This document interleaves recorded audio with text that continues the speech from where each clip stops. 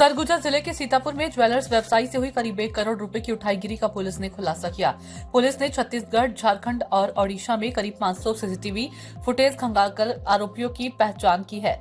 26 जुलाई को ज्वेलर्स व्यवसायी अरुणदेव सोनी की स्कूटी से अज्ञात आरोपी करीब 1 करोड़ रुपए के सोने चांदी के आभूषणों से भरा बैग लेकर फरार हो गए थे।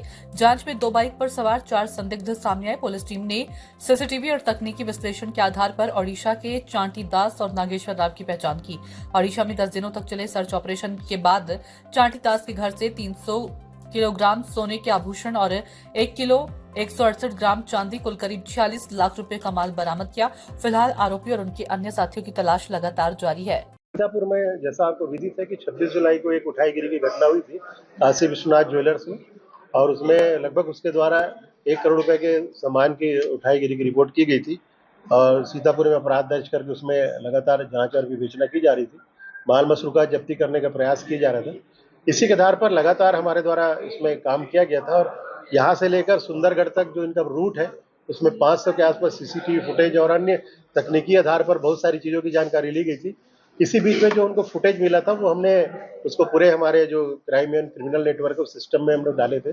उस आधार पर गंजाम जिले से सूचना आई थी कि ये उनके जिले के रहने वालों से संदिग्ध के रूप में ये आइडेंटिफाई हो रहा है। तो उस आधार पर हमारी टीम वहाँ पर गई हुई थी। वहाँ जाने के बाद हमारी टीम लगातार 10 दिन वहाँ पर काम की है। काम करने के दौरान पता चला है कि वहाँ पर एक आरोपी जो चंटी दास है और दूसरा है वो नागेश्वर है। ये दोनों आरोपियों की पहचान हुई है।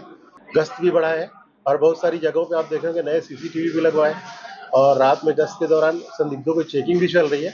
लेकिन इसके बाद जो घटना हो जा रही है उसको हम लगातार ट्रेस कर रहे हैं और आरोपियों तक। इस मामले में जो हमारा सीसीटीवी फुटेज था उसके आधार पर जो फुटेज मिला था उसको हम लगातार सभी सोशल मीडिया के माध्यम से हमारा जो क्रिमिनल सिस्टम है, crime criminal network tracking system, उसमें हम लगातार डाल रहे थे। उसके आधार पर गंजाम से हमको सूचना आई थी कि उनके यहाँ के ऐसे संदिग्ध है जिनसे चेहरा मिलता जुलता है। उस आधार पर हम उस आरोपी तक पहुंचे। सूचना इंडिया के सभी दर्शकों को बधाई।